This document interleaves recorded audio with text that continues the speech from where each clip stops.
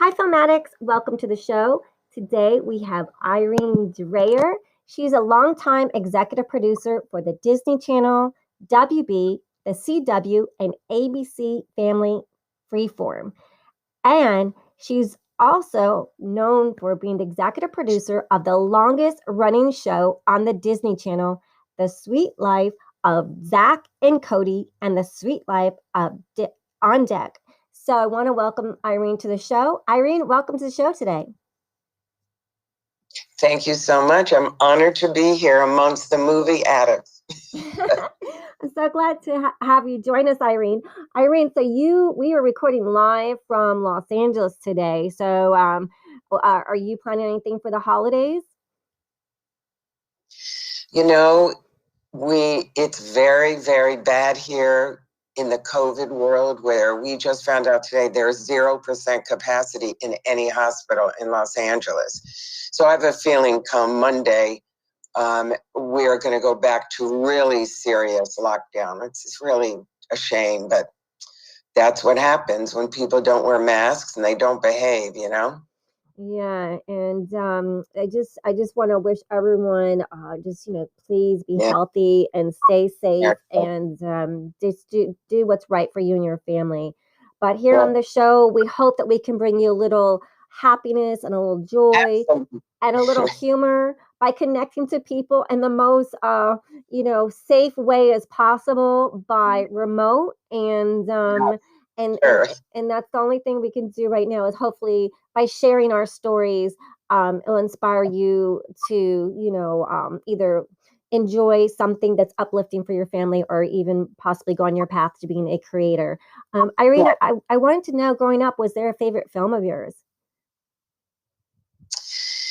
Well, I went to the movies every Saturday growing up, and I'm from Orlando, Florida, very small town then. Disney World was not even a twinkle in Walt's eye, okay? It was nothing. So that was my escape. But in Orlando, we didn't get like the really big, impactful Academy Award films in the day. So I would go because my favorites were Elvis, don't laugh, everybody, Elvis Presley movies, and Beach Blanket Bingo. I wanted to be a dancer, and that is where I saw dancing, is in those movies. I mean, Anne Margaret and Viva Las Vegas, are you kidding? That was going to be me. At least that's what I thought. Same thing as Frankie and Annette. They were dancing on the beach that was my world. That is what I aspired to be when I said, okay, I'm leaving Orlando. I got to go try and make this happen as a dancer. So those kind of movies I gravitated to, and they inspired my initial decision. You know, one time my mom tells this story. I have a sister who's a little over a year plus younger than I. So she dropped us off. Those were the days you could be dropped off at the movies. Dropped my sister and I off because they were playing Gone with the Wind and Love in a Goldfish Bowl with Sandra Dee and James Darren. So my mother would say, I dropped them off on Saturday and I picked them up on Sunday, because that was like 6 hours of going. But so yeah, those kind of movies in my beginning years of appreciating, film, was things that I completely connected with. Seeing these people dancing on the beach with fringe on their dresses and singing. I mean, what else is there? And it was such a good babysitter for kids. 6 hours, you would just be, oh my gosh, Beach Blanket Bingo. You know what? I saw an old Elvis movie, and they're really good. They're dancing, and the girls are screaming, and it's a good time. Oh my God. Yeah, totally. And we saw recently a series of episodes that was about Colonel Parker, Elvis's manager. And he was not a American citizen. He never could get a green card. And this made me so mad. That is why Elvis, who begged to go on tour, begged, And everybody wanted him to. But Colonel Parker said no, because he was afraid if he left the country, he wouldn't get back in. And that like crushed me. I mean, that just made me so very sad that someone would be so narcissistic and not allow your client. He would have been even bigger than he was, and he was big in the United States, and that was kind of it. But he spoke to me. Yeah, he spoke to a lot of women. Yeah, Yeah. But you know something, Marilyn, and to everybody that is listening, when I was very intrigued by the movie Addicts. Growing up, addicts, in many cases, wasn't necessarily a positive description of something. It was always negative. But movies were the escape, and as addicts, they were trying to find their escape. But at the end of the day, you get lost in movies, which is the positive side. And when you get so connected and you want to see it over and over again, that is a very positive thing. Except, nowadays, when you talk about movies, we used to go to the theater to see movies. Well, nowadays, movies, as opposed to television that you watch at home, you're now watching movies at home. When I've been producing and finding projects, film or television, you would say, here's a script that's a feature film. And then you would get another script and it would be a TV movie that was 2 hours. So now all that is under one canopy, that you are watching movies that you watched in the theater in your living room.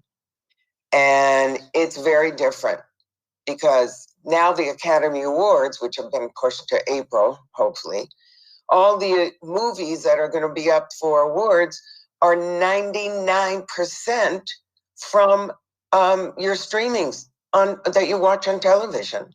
It's a very odd, time to be able to label things. People are trying to figure that out.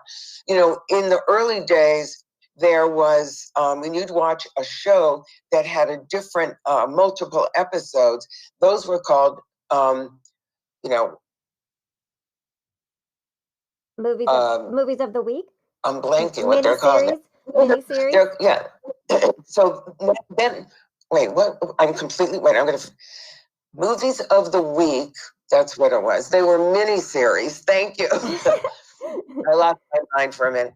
They were miniseries. And now they're listed in this day and age as a limited series. It's the same kind of thing, that there's 8 episodes, 10 episodes, and you're not committed to 7 years. When you sell a show, you have to sign for 7 years. And if it gets canceled, it gets canceled. But very, very interesting time. I've spent most of my time, in family programming. When I left California, that was a really hard decision, but there was nothing there for me. My mom was a singer. I was involved in theater. She did like 28 shows. So I had a lot of, information and love of living in that kind of world. But there wasn't anything in Orlando when I was growing up.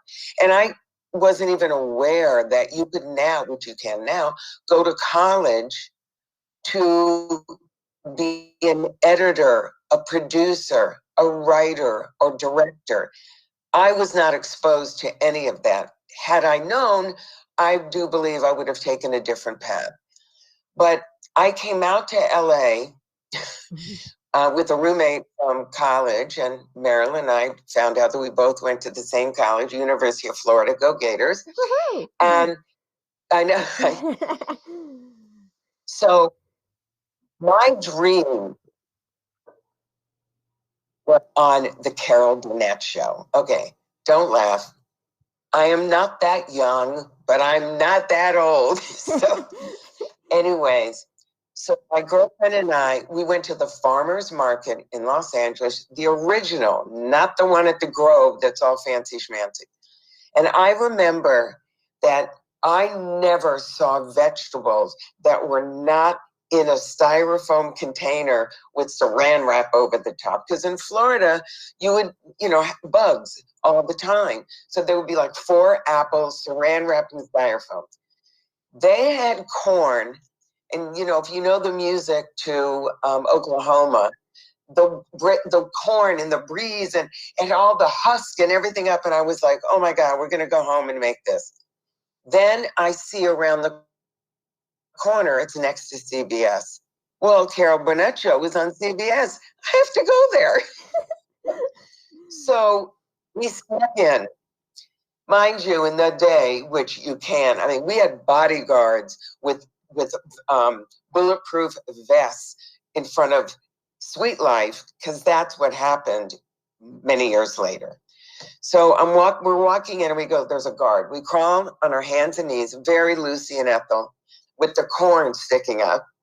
And we ran, found an elevator, pushed the number, and it took us to Carol Burnett's stage. I was like apoplectic. I was like, oh my God, I'm going to do this. Anyways, they saw us, and Lyle Wagner came over, and we told him how, my story, and he introduced me to Ernie Flatt, who was the choreographer then. And anyways, he said, well, then you'll come and be my guest tomorrow, because we saw security people going around ready to tell us to leave the studio. And then when we came the next day, the guard said, oh, no, you guys, I don't think so. The corn ladies! I know you two! We're guests. And he dialed and he goes, okay, and so let us in. I mean, it was just, that was a dream in those come days, true. that's what you had to do. Wow. So your dream of going to the Carol Burnett show, sneaking in with husk of corn, turns out to where you meet the key person that invites you back as proper guests, where you don't have to crawl on your hands and knees, and you can be dressed up and walk in elegantly. I love that story. That's amazing.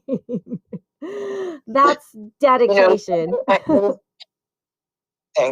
I was doing an interview, and they asked me, how did you get the talent and how did you approach things? I mean, yes, that's a story, but that kind of was significant of me. How can you describe this? I said, I can describe it in one word: chutzpah. Chutzpah. Which means I have balls to do what I decided to do. And you have been responsible for discovering some key shows and incredible talent. Can you tell us the story of how you discovered a particular person? I won't give it away, but it begins with a B. Our listeners will love this story.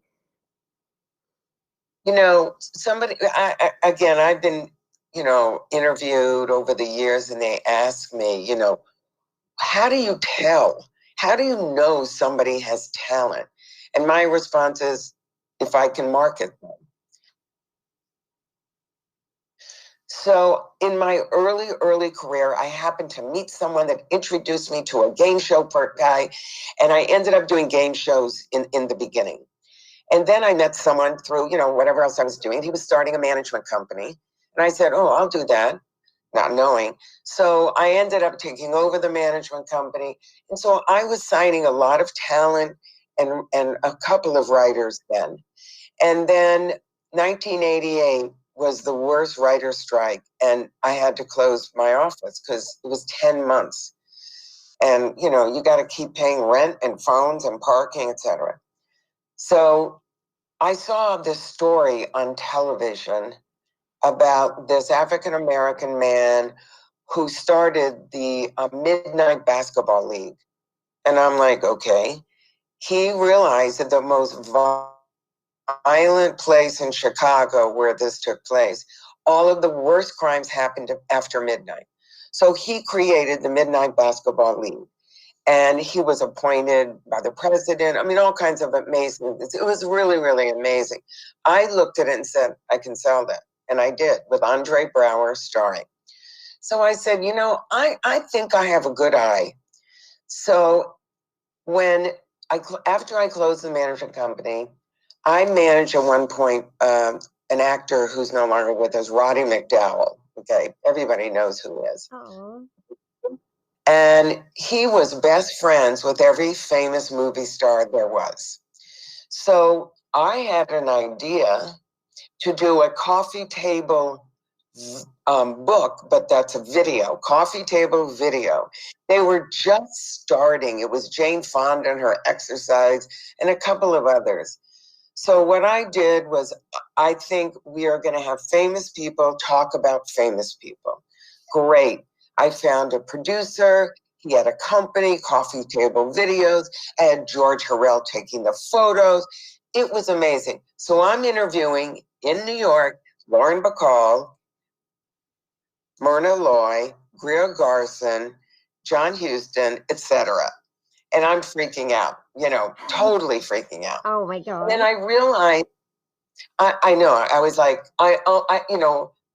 Katharine Hepburn, I wanted to go, it's a pleasure to meet you, but, anyway.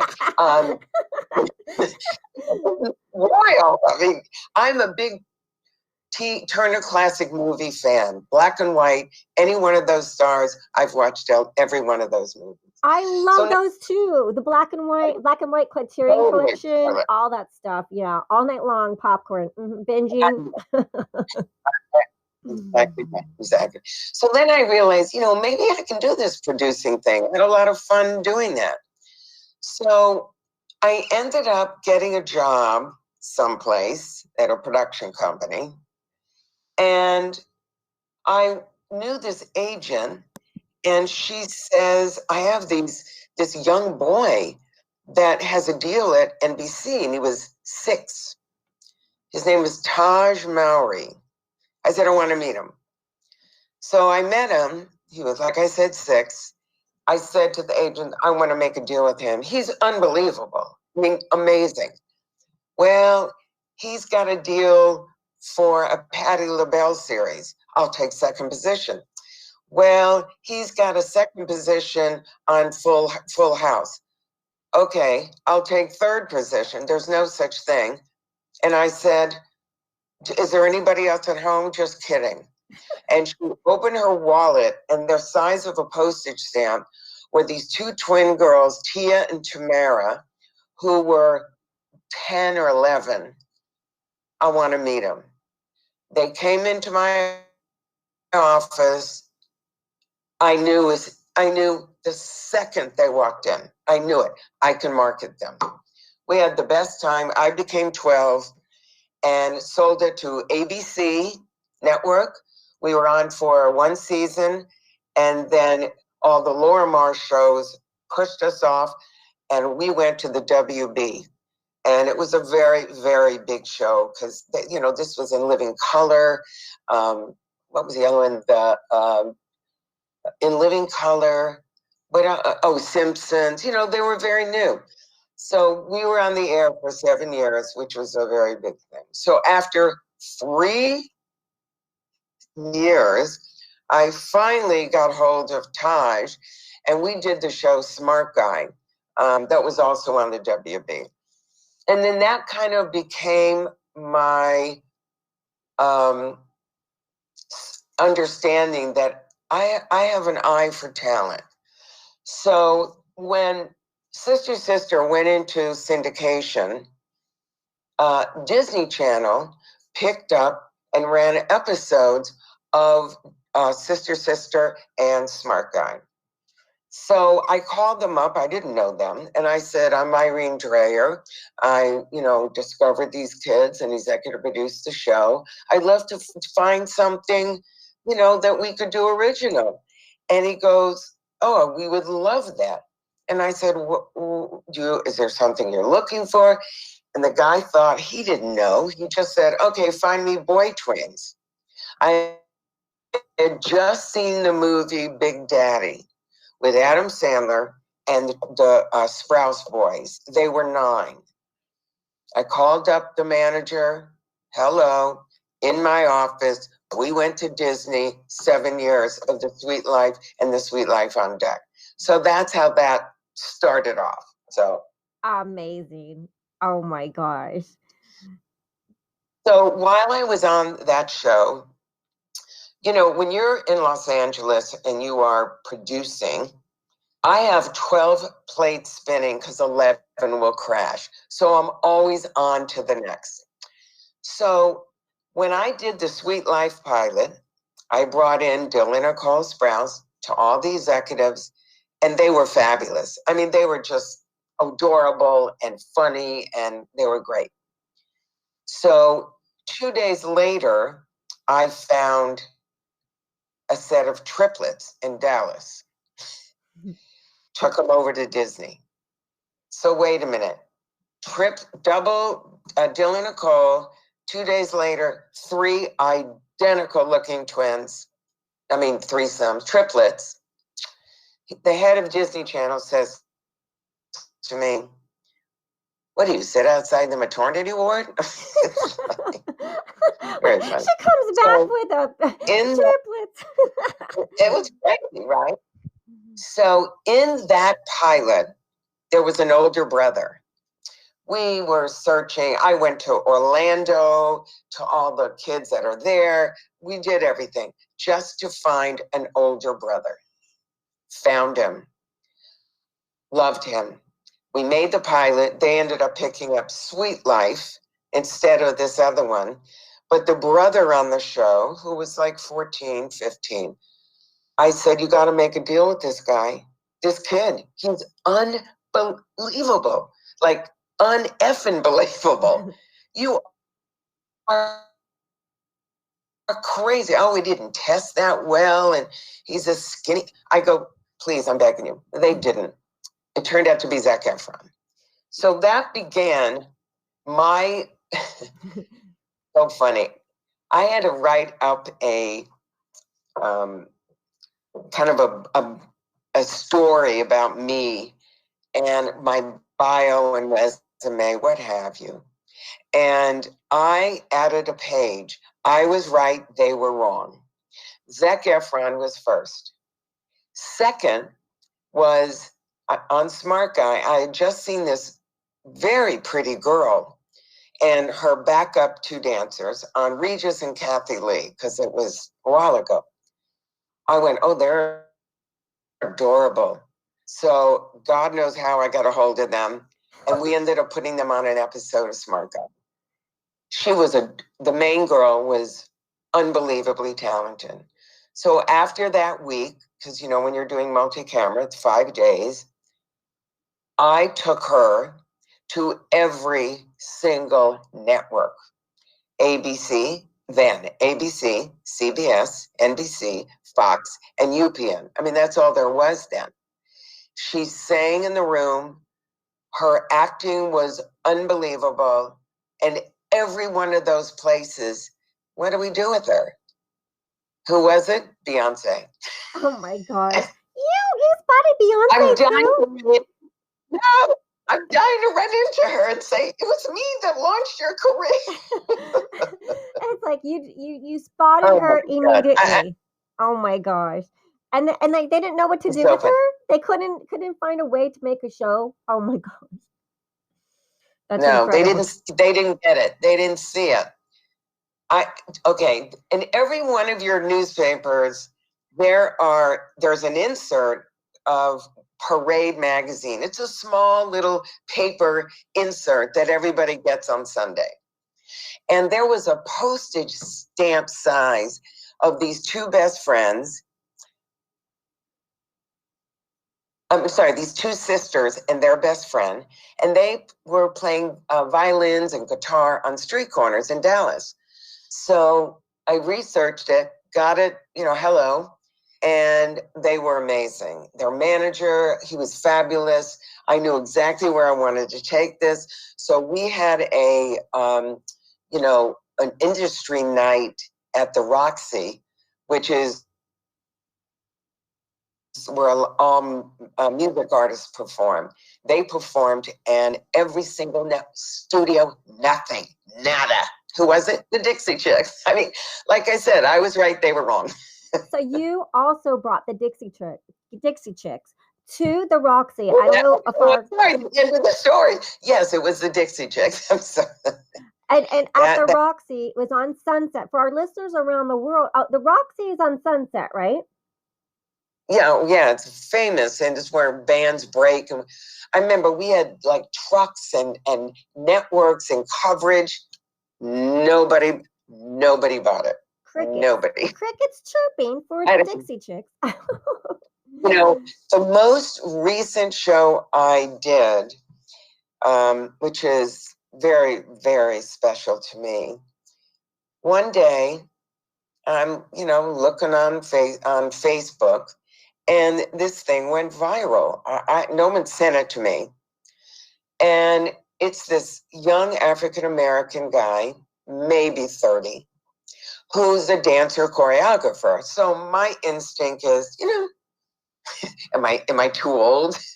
I never had the dance career. Trust me, I tried. It never happened.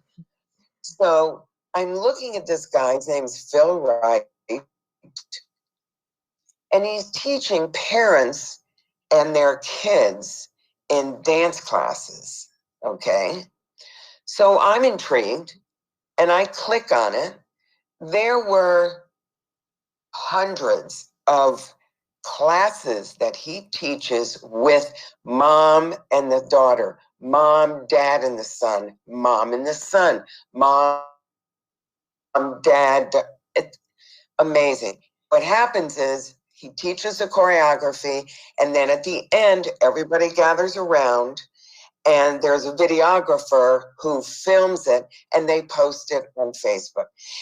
Every one of these posts of a family were 1,800,000. Ridiculous. I watched 45 of these videos. I started sweating. I swear to God. I was like, I can sell this. I'm going to make it a battle. And I did. I contacted Phil Wright, who's from Miami, Maryland, a Floridian. Yes. And we met. And first, I was like, where is this guy? It's on Facebook. He could be anywhere. I put face. Where is he? Sherman Oaks, which is 6 miles from where I live. So we met. I said, I'm going to sell this show. So we cobbled together with his editor. We made a 3.5-minute video. I showed it to Disney. This is what it is, but we're going to make it families. So it's grandparents and grandma. It's aunts and uncles and cousins. Anyways, it's called Fam Jam. Phil's, his classes were Parent Jam. And I brought everybody down from Disney, and they were freaking out. The good news is we finished taping the 2 weeks, not even 2 weeks, 10 days before the pandemic hit. So we got an order of 20 episodes, and the last one aired last weekend on Friday, I think it was. Yeah. But Fam Jam, it's wonderful. It was the most fantastic, wonderful experience as the executive producer. And the letters, the things I got in response of this, families were saying we were having a hard time together, but this brought us so close. We've tried therapy, we've tried vacations. This was the greatest experience. It was, it still runs. I guess you can find it on Disney Channel, but so anyways, the pandemic just kind of shut that off at the moment. So, sad. Great, exciting, wonderful thing, which, again, I'm all about kids. And, many times, people ask me, like, how do you do it? How do you get in? My kid has got talent. And they ask me, she's so perfect for Disney. I said, okay, let me meet her. She sings. That's about it. Disney doesn't care if you sing. They could care less. It's all about if you can be funny. So I am having these conversations with parents going, she's not ready. And the mother goes, oh, yes, she is. And I go, she's not ready.